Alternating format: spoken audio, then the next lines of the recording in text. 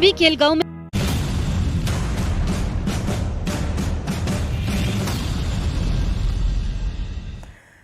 इस वक्त एक बड़ी खबर आ रही है मॉनसून सत्र को लेकर। संसद में हुए हंगामे से जुड़ी हुई ये खबर। गृह मंत्री अमित शाह ने विपक्ष के फोन टैपिंग के आरोपों को लेकर किए गए हंगामे को लोकतंत्र के खिलाफ साजिश करार दिया है। गृह मंत्री अमित शाह ने ब्लॉग में लिखा, विघटनकारी और अवरोधक शक्तियां अपने षड्यंत्रों से भारत की विकास यात्रा को नहीं रोक पाएंगी। संसद का मॉनसून सत्र देश में विकास के नए मापदंड स्थापित करेगा। पूरे देश ने सत्र के पहले दिन का घटनाक्रम देखा। सत्र से ठीक पहले शाम को एक रिपोर्ट आती है और ये रिपोर्ट भारत की विकास यात्रा को पटरी से उतारने और अंतर्राष्ट्रीय स्तर पर बदनाम करने की कोशिश है। इस सत्र से पूरे देशवासियों की अपेक्षाएं जुड़ी हुई हैं। पीएम मोदी ने खुद विपक्ष को सभी विषयों पर चर्चा के लिए आश्वस्त किया है। पीएम मोदी के नए मंत्रियों में महिला, किसान, दलित, पिछड़े और वंचित वर्ग को जगह मिली, लेकिन कुछ बुद्धिजीवी ताकतें इसे पचा नहीं पा रही हैं। अपना जनाधार खो चुकी कांग्रेस, जो आंतरिक कलह से जूझ रही है, वही विकास कार्यों को पटरी से उतारने की कोशिश में लगी है। भारत की जनता इस क्रोनोलॉजी और षड्यंत्र कार्यों को भली भांति समझती है।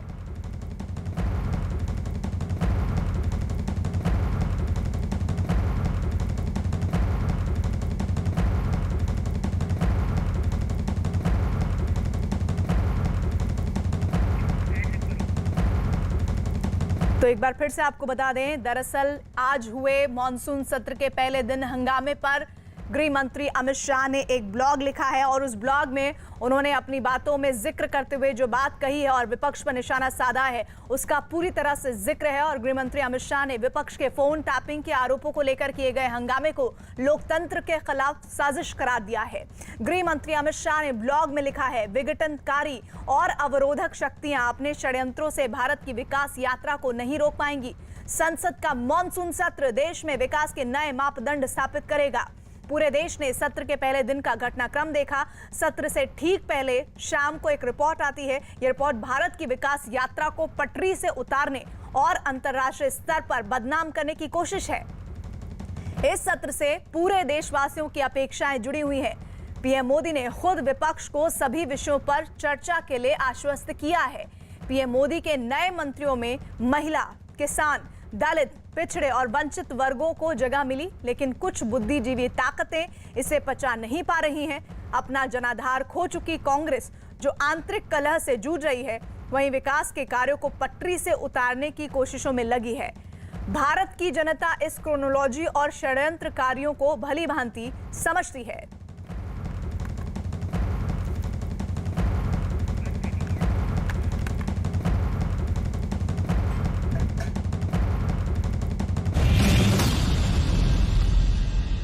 कोरोना की तीसरी लहर के आदेशों को देखते हुए यूपी सरकार ने कांवड़ यात्रा स्थगित करने का फैसला किया है। यूपी सरकार के जवाब दर्ज किए जाने के बाद सुप्रीम कोर्ट ने खुद ही संज्ञान लेकर ये मामला बंद कर दिया। लेकिन देश की सबसे बड़ी अदालत में बकरीद पर केरल सरकार की तरफ से 3 दिन की छूट दिए जाने का मामला सामने आया है, जिस पर सुप्रीम कोर्ट ने केरल सरकार को नोटिस जारी कर जवाब मांगा है।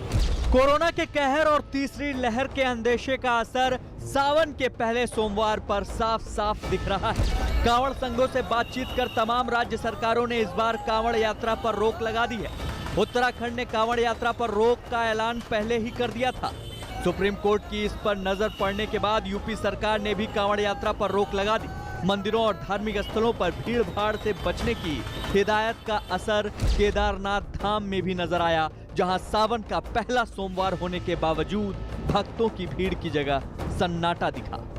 कोरोना के खतरे की वजह से कांवड़ यात्रा पर यूपी सरकार के रोक के फैसले का अखाड़ा परिषद ने भी स्वागत किया। माननीय मुख्यमंत्री जी, उत्तर प्रदेश श्रद्धेय योगी आदित्यनाथ जी की मंशा थी, लेकिन समस्या ही आ गई थी, इसलिए स्थगित कर हो गई। सरकार को सभी संतों की तरफ से आभार व्यक्त करता हूँ और धन्यवाद भी कि सरकार ने सब संतों के बिल को माना और जनमानस के बिल को माना। कांवड़ यात्रा पर तो रोक लग गई, लेकिन कोरोना के खतरे के बावजूद बकरीद की हलचल बाजारों में खूब दिखाई दे रही है। बिहार का कटिहार हो या यूपी का मुरादाबाद, हर जगह बकरीद से पहले बाजारों में कुर्बानी के पर्व का बाजार सज गया है, जहां कोरोना से बचाव के नियमों का बिल्कुल भी पालन होता नहीं दिख रहा। दोनों ही जगहों पर लोगों की जबरदस्त भीड़ तो दिखी ही, साथ ही लोगों के चेहरे से मास्क भी गायब नजर आए। और तो और देश की राजधानी दिल्ली के बकरा मंडियों का भी कुछ ऐसा ही हाल दिखा।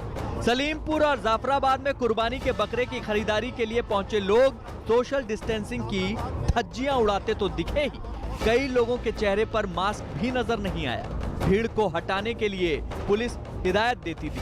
चलिए यहाँ भीड़ मत करिए। जाहिर है ये भीड़ कोरोना के लिहाज से खतरे की घंटी है। इसी तरह की तस्वीरें सामने आने के बाद सुप्रीम कोर्ट में केरल का मामला सामने उठ गया, जहां राज्य सरकार ने बकरीद पर कोरोना नियमों में ढील देने का आदेश जारी किया। ऐसा तब है जब सबसे ज्यादा नए मरीज केरल में सामने आ रहे हैं। अब सुप्रीम कोर्ट ने भी केरल सरकार से जवाब मांगा है। बकरीद के मौके पर कोरोना से जुड़ी पाबंदी में ढील देने के केरल सरकार के फैसले के खिलाफ सुप्रीम कोर्ट में याचिका दायर की गई थी। याचिकाकर्ता ने कहा था कि ये ढील ऐसे समय पर दी जा रही है जब राज्य में कोरोना के मरीज बढ़ रहे हैं। सुप्रीम कोर्ट ने उत्तर प्रदेश सरकार की ओर से कांवड़ यात्रा पर रोक लगाने का भी संज्ञान लिया और इस केस को बंद कर दिया। सुप्रीम कोर्ट ने उत्तर प्रदेश प्रशासन से ये भी कहा है कि वो राज्य में कोरोना संबंधी ऐसे किसी भी नियम की अनदेखी होने से रोके जिससे नागरिकों का जीवन खतरे में पड़ता हो। सुप्रीम कोर्ट के रुख को देखते हुए योगी सरकार ने बकरीद के मद्देनजर आदेश जारी कर दिया है। योगी सरकार ने कोरोना के खतरे को देखते हुए किसी कार्यक्रम में एक जगह पर 50 से ज्यादा लोगों के जमा होने पर रोक लगा दी है। प्रशासन को प्रतिबंधित जानवरों की कुर्बानी पर रोक लगाने के निर्देश दिए गए हैं। सार्वजनिक स्थलों पर कुर्बानी पर रोक लगाने को कहा गया है और तय जगहों पर ही कुर्बानी की हिदायत दी गई है। योगी सरकार ने तो कोरोना से बचाव के लिए फरमान जारी कर दिया, लेकिन केरल के मुख्यमंत्री पिनराई विजयन ने 2 दिन पहले बकरीद की वजह से राज्य में लगे लॉकडाउन के प्रतिबंधों में छूट दे दी। बुधवार को होने वाली ईद के लिए रविवार से ये छूट 3 दिनों के लिए दी गई है। इस दौरान कपड़े, जूते, चप्पल, गिफ्ट आइटम की दुकान खोलने की मंजूरी दी गई है। इतना ही नहीं, केरल सरकार ने फिल्मों की शूटिंग और पूजा स्थलों को भी लॉकडाउन संबंधी छूट देने की घोषणा की है। मुख्यमंत्री विजयन का तर्क है कि प्रतिबंध चाहे कितने भी सीमित क्यों न हो, इससे आर्थिक और सामाजिक समस्याएं पैदा हो रही हैं। कांवड़ यात्रा पर रोक और बकरीद पर केरल सरकार के उदार रवैये ने कुछ नेताओं को इसे मुद्दा बनाने का मौका दे दिया। पीड़ा ना हो किसी, रहे तो सबके लिए एक आदेश हो।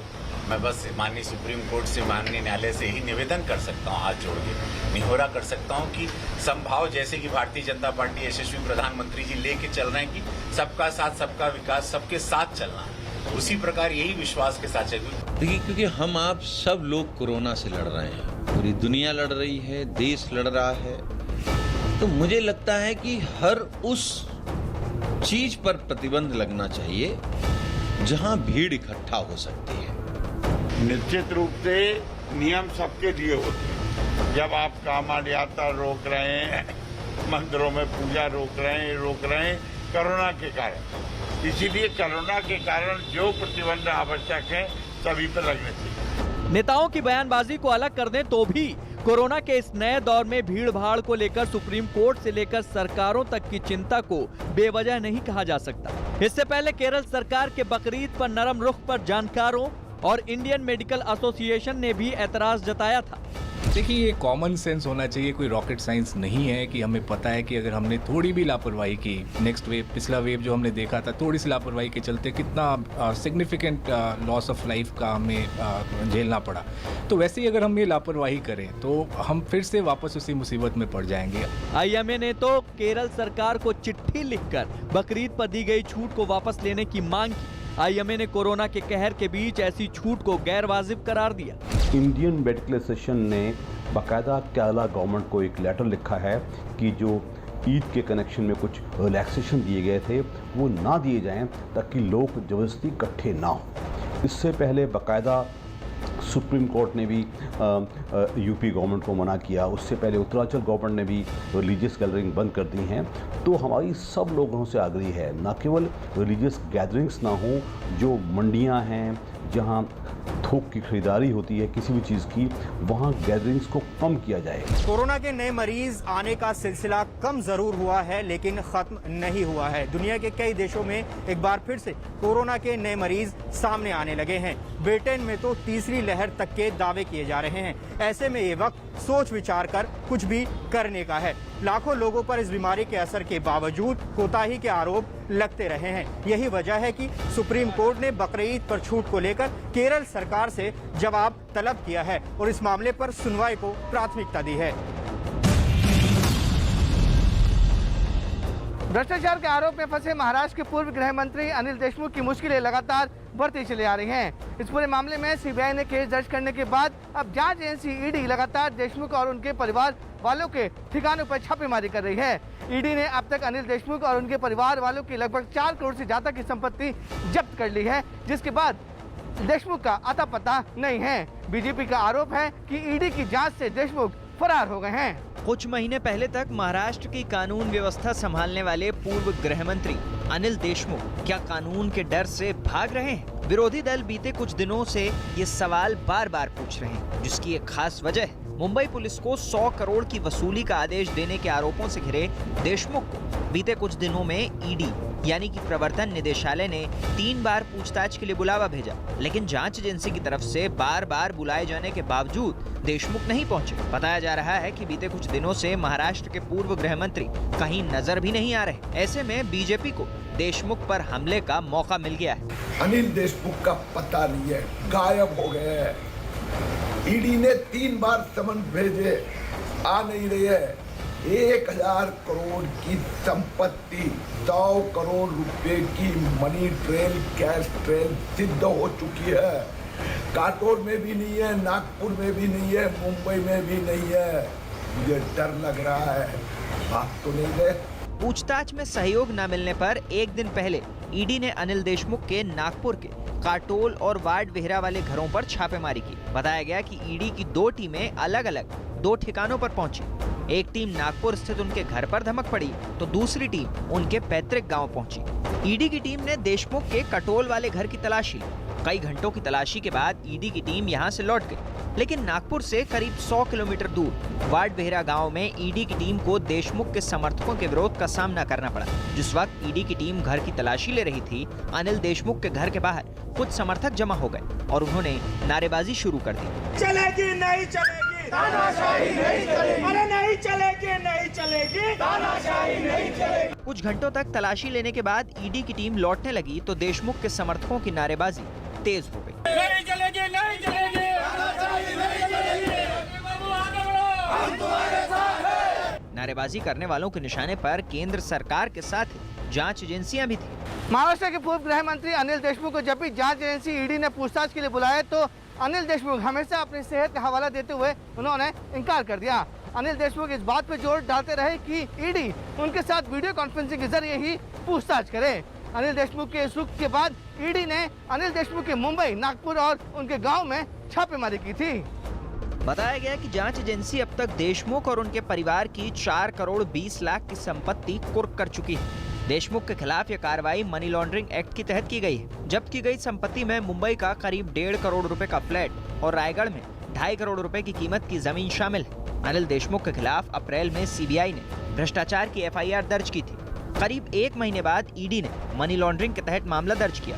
ईडी ने इस केस को दर्ज करने का आधार सीबीआई की एफआईआर को ही बनाया। अब बीजेपी के तीखे हमलों के बाद अनिल देशमुख ने मोबाइल फोन से एक वीडियो बनाकर बयान जारी किया है, जिसमें उन्होंने अपने मामले को सुप्रीम कोर्ट में विचाराधीन बताकर ईडी की कार्रवाई पर सवाल खड़े किए। मला ईडीचा समन्स आला होता आणि मला ईडीचा समन्स आल्यानंतर मी रिसर्व्हप्रमाणे सुप्रीम कोर्टामध्ये माझं पिटिशन दाखल केलेलं आहे। सुप्रीम कोर्टामध्ये पिटिशन दाखल झालेलं आहे आणि त्याचा जो काही निकाल येईल किंवा कोर्टाचा जो काही निकाल येईल तो निकाल आल्यानंतर मी स्वतः ईडी समोर माझं स्टेटमेंट द्यायला जाणार। अनिल देशमुख से जुड़े इस पूरे मामले में एनसीपी और महाराष्ट्र सरकार का कोई भी नेता बोलने से बचता रहा। अनिल देशमुख ने कानूनी प्रोटेक्शन लेने के लिए सुप्रीम कोर्ट में याचिका भी दायर की है, जिसकी सुनवाई होना अभी बाकी है। जांच एजेंसी ईडी ने अनिल देशमुख के बेटे ऋषिकेश और उनकी पत्नी को भी समन भेजा, लेकिन दोनों ईडी के सामने पेश नहीं हुए। अब इस पूरे मामले में अनिल देशमुख क्या कदम उठाते हैं और ईडी का अगला एक्शन क्या होता है, इसकी सब पे नजर है। महाराष्ट्र के साथ साथ देश के तमाम बड़े नेताओं भी इस पर अपनी नजर बनाए हुए हैं। अब मंत्री जी के साथ सेल्फी खिंचवाने के लिए आपको अपनी जेब ढीली करनी पड़ेगी, यानी मंत्री जी को पैसे दो और मंत्री जी के साथ सेल्फी लो। ये हैरान करने वाली खबर मध्य प्रदेश से आई है, जहां संस्कृति मंत्री उषा ठाकुर ने कहा है कि उनके साथ सेल्फी खिंचवाने के लिए बीजेपी कार्यकर्ताओं को पार्टी फंड में 100 रुपये जमा करने होंगे। हालांकि उनका निजी फैसला है, लेकिन इस पर विवाद शुरू हो गया है। सियासी हलकों में ये सवाल किया जा रहा है कि आखिर मंत्री ने अपने साथ सेल्फी खिंचवाने के लिए 100 रुपये लेने का नियम क्यों बनाया? 100 रुपये में एक सेल्फी। एमपी की संस्कृति मंत्री उषा ठाकुर के साथ अगर किसी कार्यकर्ता को सेल्फी लेनी है तो अब पार्टी फंड में 100 रुपए देने के बाद ही ये मौका मिल सकेगा। सेल्फी लेने के लिए उषा ठाकुर के पास जाने से पहले कार्यकर्ता को अपने मंडल के कोषाध्यक्ष के पास 100 रुपए जमा कराने होंगे, तभी वो सेल्फी लेने के हकदार होंगे। मंत्री उषा ठाकुर का दावा है कि इससे समय की बर्बादी रुकेगी। सेल्फी में वक्त बहुत खराब होता है और कई बार हम लोग घंटा भर तक लेट हो जाते हैं। तो संगठनात्मक दृष्टि से ये विचार किया कि हमारे यहाँ मंडल कार्यकारिणी है, मंडल कार्यकारिणी में कोषाध्यक्ष जी भी होते हैं, तो जिस मंडल में जो जितनी सेल्फी खिंचाएगा तो 100 रुपये का शुल्क मंडल कोषाध्यक्ष के पास जमा करेगा, ताकि वो सब राशि संगठन के काम में ही आएगी।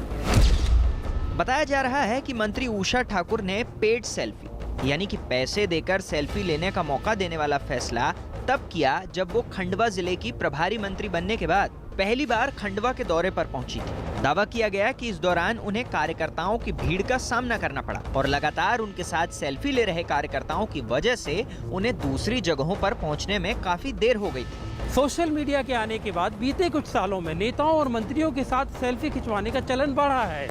खास तौर पर नेता जब जनता के बीच जाते हैं तो लोगों में उनके साथ सेल्फी खिंचवाने की होड़ सी मच जाती है। कई बार तो पुलिस के लिए कानून व्यवस्था संभालना तक मुश्किल हो जाता है। नेताओं के साथ सेल्फी खिंचवाने का ये क्रेज इसलिए भी बढ़ा है क्योंकि लोग नेताओं के साथ फोटो खिंचवाते हैं, फिर उसे सोशल मीडिया पर शेयर करते हैं और ये दिखाने की कोशिश करते हैं कि अमुक नेता के साथ उनकी कितनी नज़दीकियां हैं। शायद इसलिए मध्य प्रदेश की मंत्री उषा ठाकुर ने उनके साथ सेल्फी खिंचवाने के लिए फीस तय कर दी है, ताकि उनके साथ फोटो खिंचवाने वालों की भीड़ कम हो और उनको थोड़ी सी जनता के बीच जाने में सुविधा हो। माना जा रहा है कि सेल्फी लेने वालों की भीड़ से परेशान मंत्री उषा ठाकुर ने इससे बचने के लिए ऐसा तरीका खोज निकाला है जिससे भीड़ की समस्या तो सुलझेगी ही और उस पर संगठन को फायदा भी हो जाएगा। लेकिन राजनीति में ऐसे फैसले विरोधियों की नजर से बच नहीं सकते। एमपी के मंत्री के इस फैसले पर विपक्षी दलों का कहना है कि ये सेल्फी के नाम पर वसूली है। तो ये दुर्भाग्य की बात है। कार्यकर्ता हैं वो सेल्फी लेते हैं, मिनिस्टर के साथ फोटो खिंचाते हैं, तो अब मिनिस्टर के साथ कार्यकर्ताओं का कोई फोटो नहीं होगा। इसका मतलब है जो 100 रुपये नहीं दे सकता वो फोटो नहीं खिंचा सकेगा। एक सेल्फी के 100 रुपए और एक सेल्फी के आप 500 रुपए ले लो। जब आपकी सरकारों ने कोरोना महामारी में लूट कर ली तो लूट लो, पूरा देश ही लूट रहा है भाजपा से, तो 100 रुपए क्यों लूट रहे हो? मध्य प्रदेश की शिवराज सरकार में पर्यटन, संस्कृति और आध्यात्म विभाग संभाल रही मंत्री उषा ठाकुर का ये पहला बयान नहीं है जिसने लोगों को हैरान किया है। इसके पहले भी वो कोरोना वैक्सीन के दोनों डोज लगवा चुके लोगों से पीएम केयर फंड में 500 रुपये दान देने की अपील कर चुकी हैं। तब भी विपक्ष ने उषा ठाकुर पर हमला बोला था और अब उषा ठाकुर सेल्फी की कीमत तय करने के बारे में बयान देकर सवालों के घेरे में है। हालांकि राजनीति से जुड़े लोग कहते हैं कि उषा ठाकुर ने ये बयान इसलिए दिया है ताकि उनके साथ सेल्फी खिंचवाने वाले लोगों की भीड़ कम हो। खैर, देखना ये होगा कि आने वाले वक्त में उषा ठाकुर का ये फैसला मंत्री का कितना वक्त बचाता है और बीजेपी संगठन के खाते में कितना पैसा जमा करवाता है।